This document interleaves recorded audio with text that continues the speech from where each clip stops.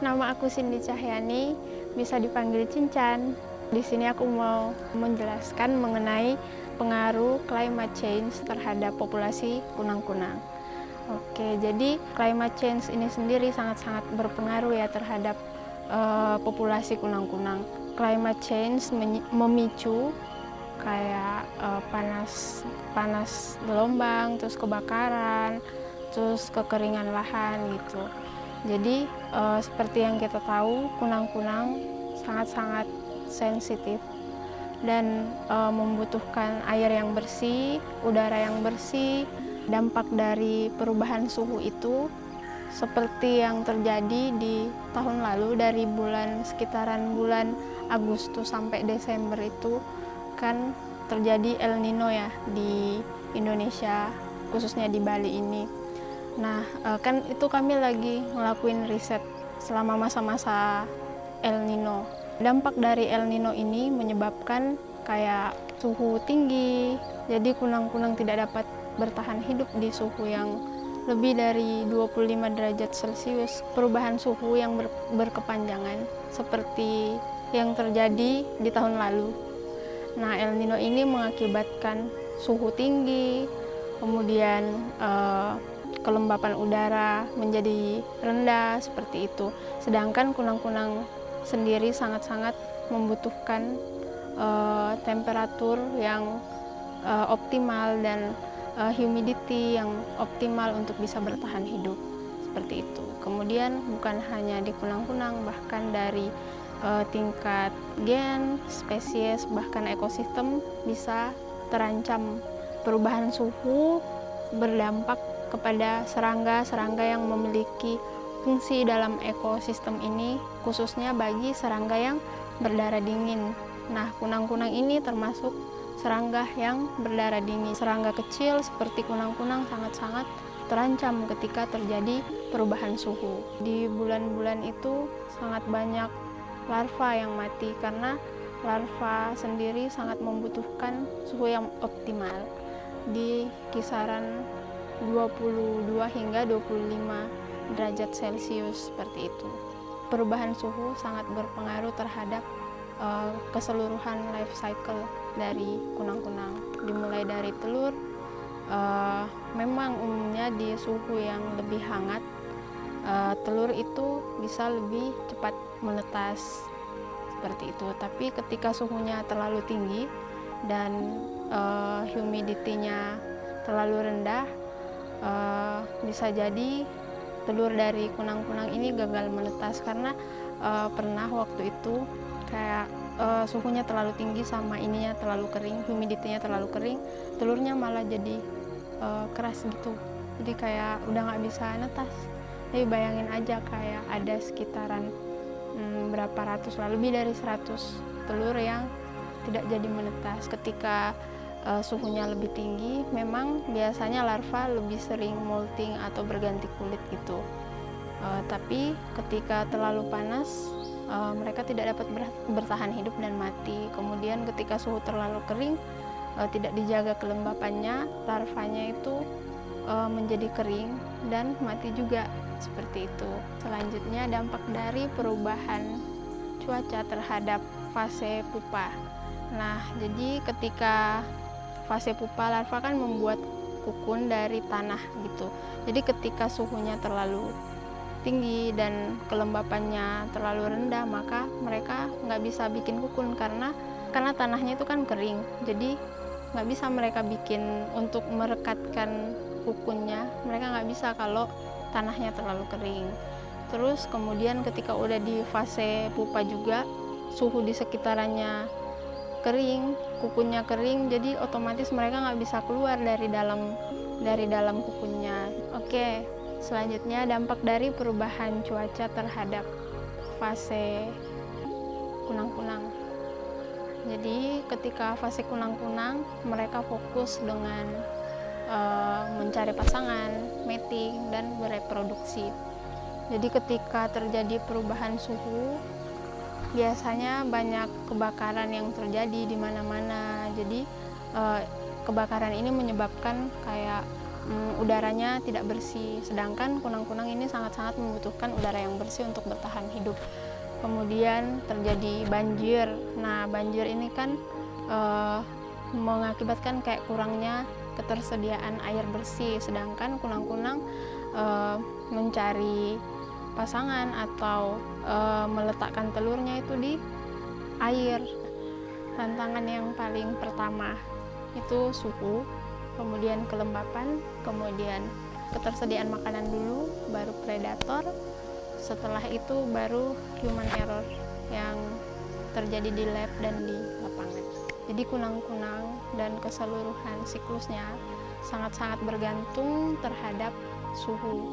Jadi suhu yang optimal bagi kunang-kunang, atau kalau mau breeding kunang-kunang, suhu yang paling optimal itu di suhu 22 sampai 25 derajat Celcius.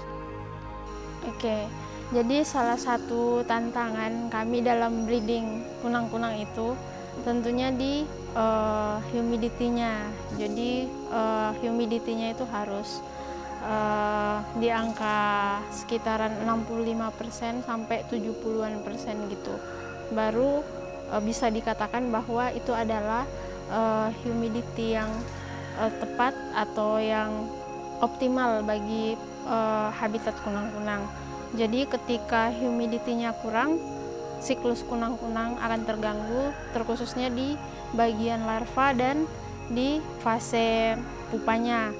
Jadi ketika humidity-nya rendah, maka suhu di sekitarnya akan sangat-sangat kering dan itu akan menyebabkan larvanya ikut kering. Misalnya kayak pengalaman kami di lab, ketika humidity-nya sangat rendah, maka larvanya akan kering gitu dan mati. Terus ketika humidity-nya sama seperti suhu, ketika humidity-nya rendah, maka larva tidak dapat membuat kukun dari tanah karena tanahnya kering, seperti itu. Ketersediaan makanan di alam. Nah, balik lagi ke suhu, peningkatan suhu atau perubahan iklim kan itu sangat-sangat mempengaruhi makhluk-makhluk hidup yang lainnya, bukan hanya kunang-kunang, tapi keseimbangan alam juga terganggu, khususnya di persediaan makanan bagi kunang-kunang. Nah, kunang-kunang ini kan yang paling membutuhkan makanan itu di fase larvanya. Nah, ketika terjadi ketidakseimbangan di alam karena pengaruh suhu tadi, maka ketersediaan makanan seperti cacing, cacing untuk larva terestrial dan siput atau telur siput bagi larva semi akuatik tentunya akan berkurang, dan itu akan sangat-sangat mempengaruhi pertumbuhannya larva. Jadi kalau di lab sendiri kan kami rutin ngasih makan larvanya tiap 2 hari gitu kan. Kami rutin ngasih makan.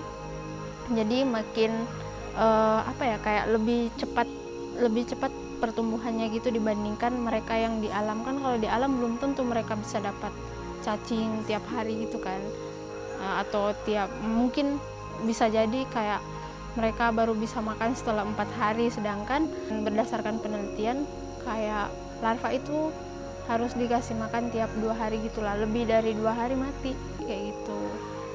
Oke, tantangan selanjutnya itu predator.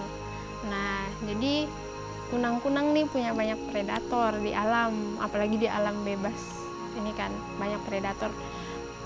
Salah satu predator paling utama itu semut. Kemudian ada spider, laba-laba. Terus itu kalau di bagian bagian larvanya. Belum lagi kalau di telurnya. Di telurnya itu ada semacam kayak mikroorganisme yang kecil-kecil yang cuman bisa terlihat ketika dipakaikan mikroskop digital. Jadi kayak mereka suka hinggap di telur-telurnya tuh, kayak menggerogoti telur-telurnya kayak gitulah. Aku mindahin kukunya ke nursery, terus udah ditutup, udah dilapisin pakai jaring gitulah biar semutnya nggak masuk gitu kan. Ternyata semutnya masih masuk, terus dia ngeluarin kayak tutup di kukun gitu, dia ngeluarin, terus habis itu dia ngeluarin pupanya dari dalam, dimakan, diangkut, terus nggak jadi nggak jadi kunang-kunang karena udah keburu mati diambil sama semut. Kalau untuk di fase adult fireflies-nya, itu yang menjadi predator utamanya yaitu kelelawar seperti itu. Khususnya di manusia ya, ada kayak semacam human error di lab. Terus kayak di alam juga ada. Kalau di lab kayak misalnya nih kita lagi kerja, terus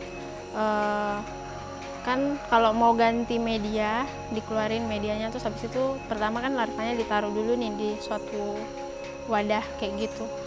Kayak itu kerjanya harus cepat, kalau nggak cepat larvanya keluar terus hilang kayak gitu. Ngomongin soal di lapangan, kan kami sudah melakukan kegiatan seperti hunting di hutan seperti itu kan. Jadi kayak kadang kalau nyari larva kayak harus hati-hati gitu, jadi takutnya kayak larvanya keinjak gitu. Nah terus kalau yang di sawah, salah satu tantangannya kan petani ya.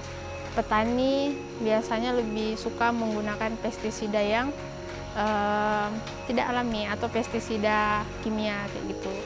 Nah itu kan membuat larva-larvanya sama telur-telurnya kan mati kayak gitu. Itu salah satu tantangannya sih.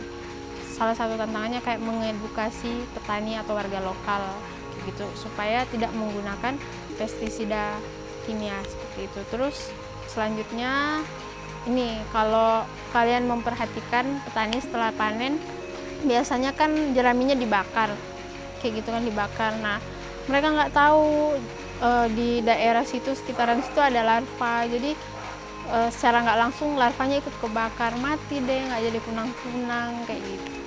Pestisida itu bukan hanya airnya yang tercemar, tapi tanahnya juga pastinya rusak kan. Kayak maksudnya tanahnya tidak sehat, terus udara tercemar. Tapi udara tercemar itu lebih banyak disebabkan sama kayak pembakaran sampah, terus pembakaran jerami. Nah, sedangkan kunang-kunang sendiri, seluruh fase dari kunang-kunang sangat-sangat membutuhkan air yang sehat, air yang bersih, tanah yang sehat, terus udara yang sehat gitu.